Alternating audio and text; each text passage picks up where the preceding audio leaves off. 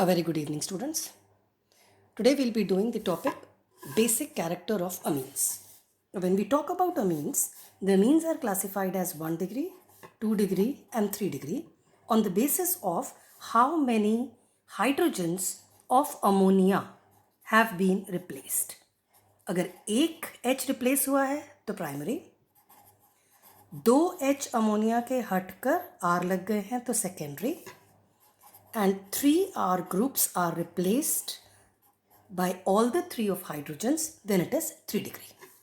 We also know we have something called as ammonia, and we have these 3, I have taken them as alkyl amines because the R groups are alkyl groups. It could also change into an aryl amine, which is nothing but aniline. Aniline is also called as benzenamine. This is the actual IUPAC. Aniline is a common name but has been accepted by IUPAC. So we also use it in the IUPAC nomenclature. So that was as far as amines are concerned, the information for amines. Now when we talk about the basic character, there are parameters. How do you decide about the basic character? Bases are electron donors, or ammonia has a lone pair. All of them have a lone pair. So we can also say bases are the ones which have lone pair availability. तो जिन compounds में lone pair की availability होती है वो सारे basic होते हैं. तो लोन पेयर तो बेटा सब में है, प्राइमरी, सेकेंडरी, टर्शरी. अमोनिया में भी है, and ammonia is definitely basic in nature. It is also called as a Lewis base क्योंकि this definition of electron donor and lone pair availability was given by Lewis. All right. Now, on the basis of only the electron donation capacity, what we can say is primary amine में R group beta electron donor होता है by plus I effect, that is the inductive effect. You can even check the channel for the inductive effect if you are not aware of it. R groups are electron donors always. So यहाँ पे 2 inductive effect आ गए और इस case में 3 inductive effect आ गए. तो इसका मतलब नाइट्रोजन के पास एम्पल इलेक्ट्रॉन सप्लाई हो जाएगा if there are more number of R groups. So इसमें you would have maximum lone pair availability. So इस हिसाब से ये हुआ most basic out of 1 degree, 2 degree and 3 degree alkyl amines. So when we talk about alkyl amines, the order that we follow for the basic character becomes 1 degree से ज़्यादा 2 degree से ज़्यादा 3 degree के पीछे अमोनिया. पीछे क्यों ammonia? क्योंकि ammonia के पास तो बेटा कोई इलेक्ट्रॉन डोनर ही नहीं है ना. जब इलेक्ट्रॉन डोनर ही नहीं है तो लोन पेयर जितना है सो है. It is not more available like in these cases. R pushes the electron cloud towards nitrogen. These 2 R push their sigma electron cloud towards nitrogen. These 3 R's push their electron cloud towards nitrogen by the plus I effect. यहाँ पे तो ऐसा कुछ नहीं है. So when we talk about alkyl amines, the basicity order is this: 1 degree से ज़्यादा 2 degree से ज़्यादा 3 degree, and the reason to justify is on the basis of plus I effect. Agreed? Now, so अगर basic character में कोई medium नहीं दिया है कि कौन से मीडियम में बेसिक कैरेक्टर की बात हो रही है, तो you assume gaseous medium and you only take into account inductive effect. All right, और रेजोनेंस इफेक्ट. ये दोनों इफेक्ट्स परमानेंट होते हैं and they don't depend upon the medium. So when we talk about gaseous medium, we talk about inductive effect and resonance effect. Inductive effect तो मैंने करा दिया by the 3 R groups. Resonance बाकी बचा, for which we will be taking into account aryl amine. तो as of now क्या हुआ? Ammonia अगर ये है तो अमोनिया के कंपैरिजन में 1 डिग्री अमीन ज़्यादा बेसिक है, 2 डिग्री उससे भी ज़्यादा बेसिक है और 3 डिग्री सबसे ज़्यादा बेसिक है on the basis of inductive effect. Alright, बाकी बचा एनिलीन। ये तो थे बेटा alkyl amines. So alkyl amines as compare to ammonia are more basic, क्योंकि लोन पेयर की अवेलेबिलिटी बढ़ती जाती है। एनिलीन पे आते हैं। अराइल अमीन के बारे में बात करें अब।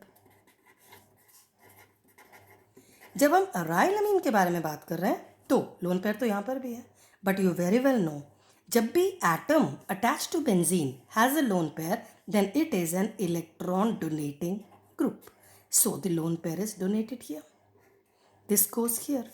तो इसका रेजोनेंस हाइब्रिड अगर तुमको याद हो तो you have a partial double bond character here, you have bonds shifting here, this develops a delta negative charge, nitrogen NH2 के ऊपर यहाँ पे beta delta positive, and it is this delta positive which makes lone pair is involved in resonance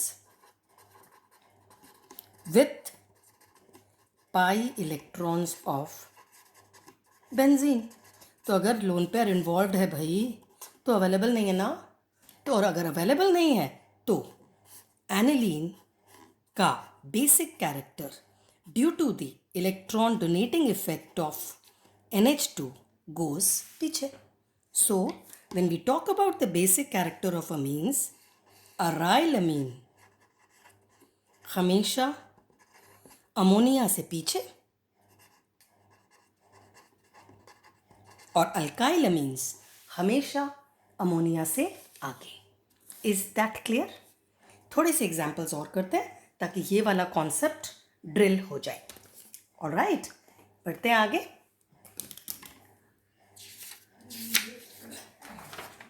the next example ये रहा, ये देखो, एक मेरे पास ये कंपाउंड है और एक मेरे पास ये कंपाउंड है। क्या फ़र्क है दोनों में? बहुत फ़र्क है, नाम ही अलग है। इसमें अमोनिया के एक हाइड्रोजन शिफ्ट करके ये लग गया तो ये 1 डिग्री है, इसका नाम बेंजाइल अमीन होता है, ठीक है। और इसको देखो, अमोनिया में एक एच हट के फिनाइल आ गया और एक एच हट के मिथाइल आ गया, तो ये क्या हुआ 2 डिग्री। और इसका नाम क्या है? N पर मिथाइल एनिलीन है, अदरवाइज ये एनिलीन है, N पर मिथाइल लगा हुआ है। Is that okay? ये तो हुआ इनका नामकरण। अब बात करते हैं बेसिक कैरेक्टर की। यहाँ पे लोन पेयर है बिल्कुल, यहाँ पर भी लोन पेयर है बिल्कुल। अब इन दोनों में से यहाँ पर ये इलेक्ट्रॉन दे रहा है, ट्रू, लेकिन बेंजीन से डायरेक्टली नाइट्रोजन लगा हुआ है तो लोन पेयर की अवेलेबिलिटी कम है। यहाँ पर the electron donating effect of NH2 causes lone pair is less available. Done. जबकि यहाँ पे लोन पेयर है, CH2 इलेक्ट्रॉन दे भी रहा है, तो इसका मतलब ये लोन पेयर बेंजीन के साथ तो यूज्ड अप ही नहीं है ना। So the lone pair is comparatively more available because it is not involved with the resonance with the pi electron cloud of benzene. Therefore, this is my more basic identity as compared to this. That was the first example that I had to take. Coming to the next example. The next compound that I am taking is this. What is the name of this compound? 4-nitro aniline. ठीक है। The other compound that I am taking is toluidine. ये क्या होता है भाई? Toluene जैसा होता है with aniline. This is called as toluidine, or you can also call it as 4-methyl aniline. Actually इसका नाम पैराटोल्यूडीन है, which means methyl group Meta पे भी हो सकता है और ऑर्थो पे भी हो सकता है। तो नाम क्या हो जाएगा? Metatoluidine and orthotoluidine. But this is a common name, this is the IUPAC। ठीक है, अब इन दोनों के कंपैरिजन में मैंने बीच में एक और लिख दिया है which is nothing but aniline. ठीक है. Now we talk about the basic character of these three compounds. इस पे बात करें तो ये रहा बेटा लोन पेयर, यहाँ पर भी लोन पेयर, यहाँ पर भी lone pair, and we are still only on the first factor which is lone pair availability. इस केस में लोन पेयर बेंजीन को जाता है, इस केस में भी तो लोन पेयर बेंजीन ले रहा है, इस केस में भी तो लोन पेयर बेंजीन ले रहा है, तो तीनों में लोन पेयर की अवेलेबिलिटी कम है. That's common in them. लेकिन इस केस में this is an electron withdrawing group. ये अपनी तरफ इलेक्ट्रॉन खींच रहा है, which means loan pair is all the more less available. तो ये वाला में लोन पेयर लीस्ट अवेलेबल है.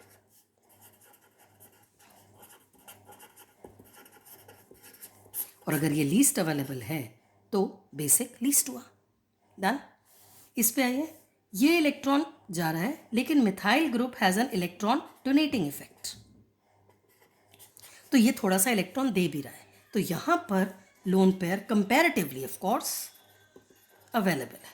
और ये तो न्यूट्रल हुआ, ना इसको कोई दे रहा है ना इससे कोई ले रहा है. It has neither of electron withdrawing group और the donating group attached to it.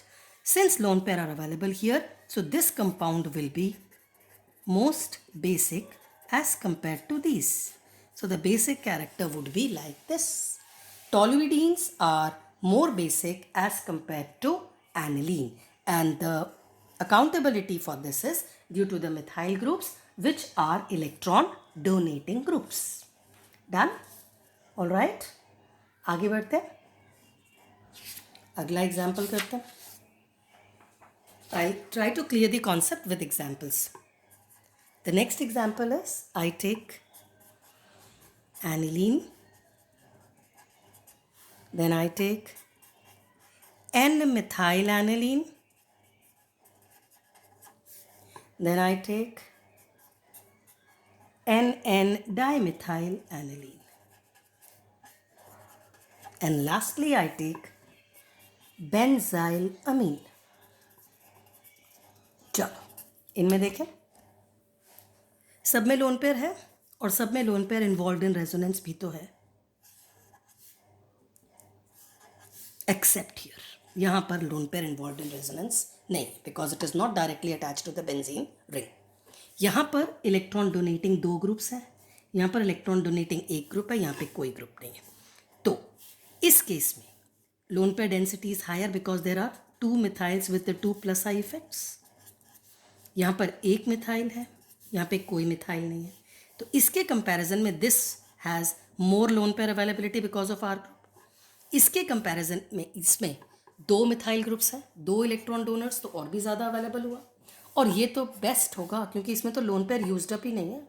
So this becomes the order for the basic character. कई बार बेसिक कैरेक्टर की जगह ना बेटा KB वैल्यू लिखा होता है. So KB value is same as directly proportional to the basic character.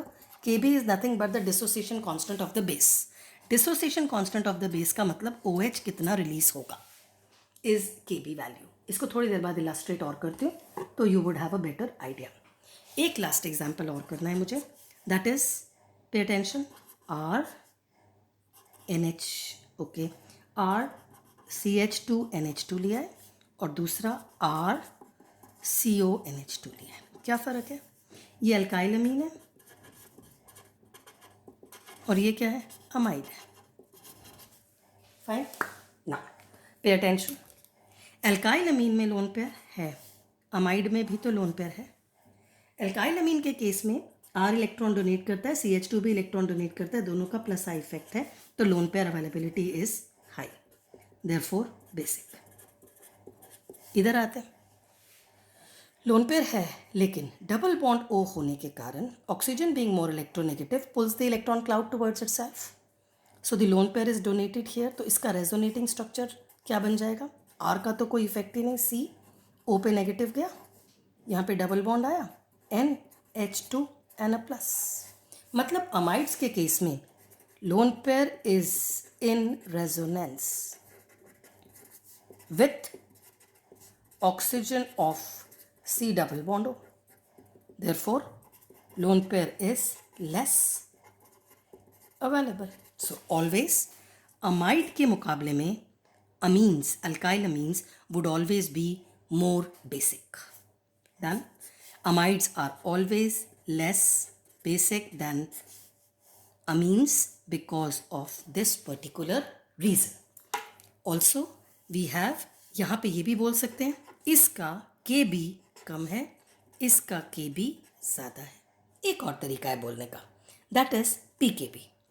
pKb is less. ये pKb क्या होता है? pKb is minus log of Kb. तो अगर Kb बेसिक ज़्यादा है तो Kb ज़्यादा है, Kb ज़्यादा है तो माइनस वैल्यू उसकी कम हो जाएगी ना. नेगेटिव वैल्यू ज़्यादा होती है तो वह एक्चुअली कम होती है. सो जब भी Kb ज़्यादा होगा तो pKb is always less, which means basic character is directly proportional to Kb value, is inversely proportional to pKb value. तो क्वेश्चन को थोड़ा सा ध्यान से पढ़ना. जौन सा भी ज़्यादा बेसिक हो उसका Kb ज़्यादा, जौन सा भी ज़्यादा बेसिक हो उसका pKb come.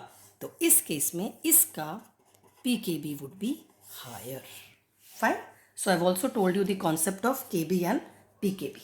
Now coming to the next aspect, which I have not dealt with, which is regarding the basic character. And it is related to 1 degree, 2 degree and 3 degree amines, alkyl amines only. Alright.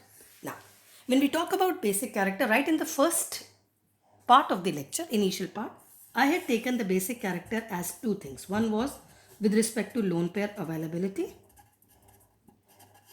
which was related to nothing but inductive effect. Resonance है बेटा, लेकिन मैं alkyl amines की बात कर रही हूँ. So inductive effect, this is permanent, ये तो हमेशा ही रहेगा. इसके सिवा बेसिक कैरेक्टर किसको बोलते हैं? प्रोटॉन एक्सेप्टर को. ये किसने बोला था? Bases are proton acceptors. ये था ब्रॉन्स्टेड एंड लॉरी कॉन्सेप्ट. नहीं पता है तो you can check the channel, उसमें ब्रॉन्स्टेड लॉरी कॉन्सेप्ट दिया हुआ है एसिड बेस कॉन्सेप्ट में. So proton acceptors are also bases. And lastly there is something called as the conjugate acid stability is what I would be doing now. Now, अगर मेरे पास तीनों हैं, that is एक primary amine, एक secondary amine और एक tertiary अमीन, ठीक है? तो on the basis of inductive effect के बेस पर इन तीनों के बेसिक कैरेक्टर का क्या ऑर्डर होगा? 2 डिग्री ज़्यादा, 3 डिग्री सबसे ज़्यादा. ये बात हम कर चुके हैं, ये अभी नहीं करिए, ये शुरू से लेके अभी तक लेक्चर में यही चल रहा है. We are only dealing with the lone pair availability on the basis of inductive effect. Moving ahead, आगे बढ़ते हैं. Second effect, that was the first factor. Second factor पे जा रही हूँ. The second factor is proton accepting tendency. ठीक है? अब तीनों को प्रोटॉन देना है. ये रहा तुम्हारा प्रोटॉन. यहाँ पे लोन पेयर है जहाँ पे प्रोटॉन अटैक करेगा, यहाँ पर भी लोन पेयर है जहाँ पे प्रोटॉन अटैक करेगा, और यहाँ पर भी लोन पेयर है जहाँ पे प्रोटॉन अटैक करेगा. So your proton can attack here, accepted by nitrogen. It can attack here, accepted by nitrogen, and it can attack here, accepted by nitrogen. Now the cause is you have to check for steric hindrance, मतलब कहाँ पे मुश्किल होगी पहुँचना, और वो पहुँचना मुश्किल यहाँ होगा. Because of the 3 R groups there is maximum steric hindrance. तो सबसे आसानी से कहाँ पहुँचेगा? यहाँ पे. यानी फैक्टर 2 के हिसाब से on the basis of H positive accepting tendency, steric hindrance के कारण steric hindrance to H positive के बेसिस पर 3 डिग्री सबसे पीछे हो गया, 2 डिग्री आगे हो गया, और 1 डिग्री सबसे आगे हो गया. ये तो उल्टा हो गया ना ऑर्डर. अब क्या करें? ये तो एक दूसरे को कॉन्ट्राडिक्ट कर रहे हैं. अकॉर्डिंग टू इंडक्टिव इफेक्ट तो आप बोलोगे 1 डिग्री से 2 डिग्री ज़्यादा, से 3 डिग्री ज़्यादा. स्टेरिक हिंड्रेंस के हिसाब से तुम कहोगे अरे नहीं भाई, H positive can not reach the 3 degree, तो एक्सेप्ट ही नहीं होगा. सो 3 डिग्री सबसे कम, 2 डिग्री और 1 डिग्री. बाकी बचा एक third factor which is known as conjugate acid की स्टेबिलिटी। अब ये क्या होती है, एक बार पहले रफली कराते फिर I take up the three. Conjugate acid का क्या मतलब है बेटा, RNH2 कोई भी अमीन हो जब वो प्रोटॉन को एक्सेप्ट कर लेगा तो वो क्या बनेगा, RNH3 with a positive charge. अब ये एक्सेस प्रोटॉन वाला है ना, this is called as an acid. एक बेस जब प्रोटॉन एक्सेप्ट कर लेता है तो जो चीज़ वो बनाता है उसको हम कॉन्जुगेट एसिड कहते हैं। Alright, conjugate acid is formed when a base accepts a proton. So your base becomes a conjugate acid when it accepts a proton is the thumb rule.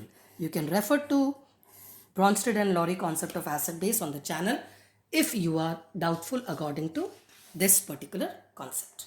Alright, now coming to the third factor, इसमें conjugate acid की stability जिसकी ज़्यादा होगी, अगर ये ज़्यादा stable हो जाए तो प्रोटॉन एक्सेप्ट हो जाएगा। नाउ दिस स्टेबिलिटी, ये जो प्रोटॉन आएगा कहाँ से, पानी में से आएगा ना भाई, पानी में से आएगा, मतलब ये दोनों चीज़ें, both these factors are only applicable if you are talking about aqueous medium. तो क्वेश्चन को ध्यान से पढ़ना, अगर कोई मीडियम नहीं दिया हुआ है then please follow only inductive effect जो कि हमने अभी तक करा। लेकिन अगर मीडियम लिखा है कि जी एक्वस मीडियम है तब थोड़ा सोचना पड़ेगा। If you are asked basic character of amines in aqueous medium तब थोड़ा सा सोच के करना पड़ेगा। कैसे, थर्ड फैक्टर पे जा रही हूँ मैं, RNH2 primary amine, secondary amine, tertiary अमीन, तीनों ने प्रोटॉन एक्सेप्ट कर लिया, ठीक है। तो ये क्या बना, RNH3 पॉजिटिव, ये क्या बना, RRNH पॉजिटिव, और ये क्या बना, RRRN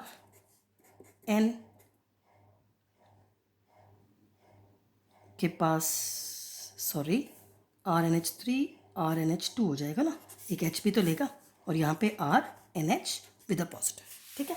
तीनों ये बन गए, और ये सारे के सारे क्या है, कॉन्जुगेट एसिड्स की बात कर रहे हैं। अब एज आई हैड सेड, ये कहाँ से मिलेगा, पानी में से, ठीक है। अब पानी के मॉलिक्यूल्स इसको स्टेबलाइज करते हैं, कैसे, पॉजिटिव के आसपास पानी का O आके अटैक करता है, पॉजिटिव के आसपास पानी का O आके अटैक करता है, पॉजिटिव के आसपास पानी का O आके अटैक करता है, ऐसे। इस बात को अब हाइड्रेशन कह लो या सॉल्वेशन कह लो। Solvation is a general term, solvent का attack. Hydration is only in case of water. इस केस में आता है बेटा, इस केस में साइज बढ़ गया है क्योंकि 2 R ग्रुप्स हैं। जब साइज बढ़ जाता है तो चार्ज तो तीनों में एक ही है, plus plus and plus, charge की डेंसिटी कम हो जाती है।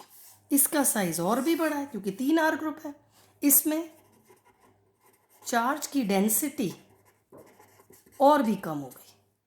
तो इसमें सॉल्वेशन मतलब वाटर मॉलिक्यूल का अटैक वुड बी लेस, और इसमें भी सॉल्वेशन यानी वाटर मॉलिक्यूल्स का attack will almost be all the more less.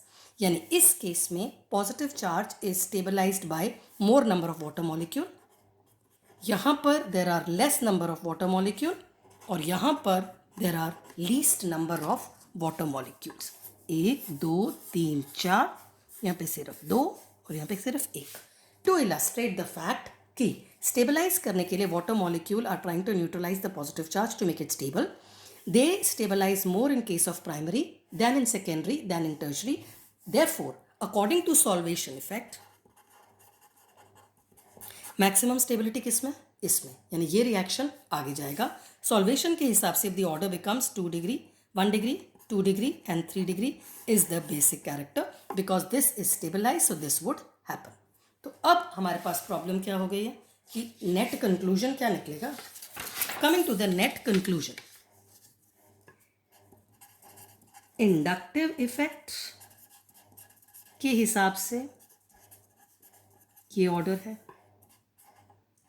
H positive acceptor और स्टेरिक हिंडरेंस के हिसाब से उल्टा ऑर्डर है,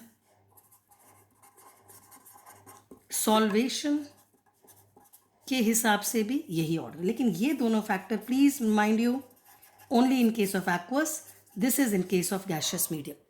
लेकिन एक्वस में you will take all the three, ये भी लेना है, ये भी लेना है, ये भी, because this is a permanent effect. लेकिन अगर गैशियस बोला है तो सिर्फ ये वाला fact, this is only for gaseous, बाकी rest three are for all over aqueous. Now, the conclusion is it is found that if you have RNH2, R2NH and R3N, ये हुए तीनों प्राइमरी, सेकेंडरी एंड टर्शरी।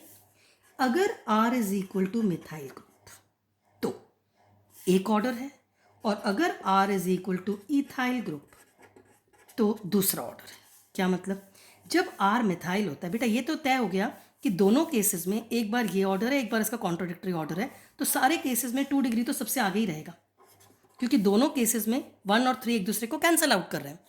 तो जब R group methyl हो चाहे ethyl हो, 2 degree सबसे आगे रहेगा। ये फैक्ट तो एस्टैब्लिश्ड है, क्योंकि 2 डिग्री को कोई फर्क ही नहीं पड़ रहा, एक बार 3 ज़्यादा है, एक बार 1 ज़्यादा है। अब प्रॉब्लम कहाँ है?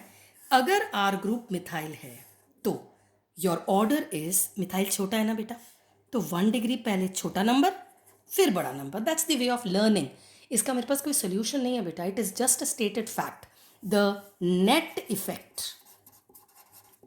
Of all the three in aqueous medium is found that if the R group is methyl, then the order is 213, 213, 213, 213, और you may say 2 सबसे आगे, 1 and then 3, that is 213। लेकिन अगर यही ग्रुप R ग्रुप इथाइल हो जाता है, ethyl बड़ा है तो बड़ा नंबर पहले और फिर ये 1, which means the order in case of methyl R group is this. Ethyl क्योंकि बड़ा है तो ऑर्डर इज 3 एंड देन 1। मतलब you need to remember 213 and 231, 213 and 231, that is just a way to learn. Fine. So the order becomes, अगर आपका compound ये है CH3NH2 primary, उसके बाद you have CH3 whole twice NH and you have CH3 whole thrice N। अगर ये तीनों हैं तो इनमें से मोस्ट बेसिक तो हमेशा यही, I am talking about aqueous medium बेटा, प्लीज पे अटेंशन। अगर गैशियस मीडियम होगा तो ये होगा। Alright, most basic is 2 degree always, क्योंकि R ग्रुप छोटा है तो next is this and this becomes your least basic. लेकिन वही चीज अगर इथाइल हो जाए, you have ethyl NH2,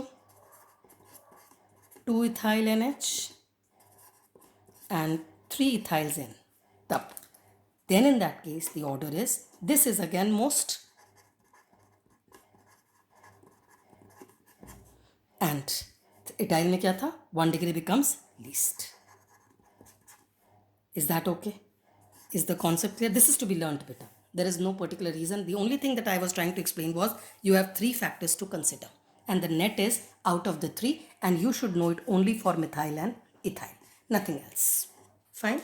So when we come to an order, what we can say is, if you are asked in an aqueous medium तो, and the compound is this CH3 वाला, R is equal to CH3, तब you have 2 degree तो सबसे आगे, उसके बाद 1 degree, उसके बाद 3 degree as we just did, उसके बाद अमोनिया और सबसे पीछे एनिलीन। कोई दिक्कत?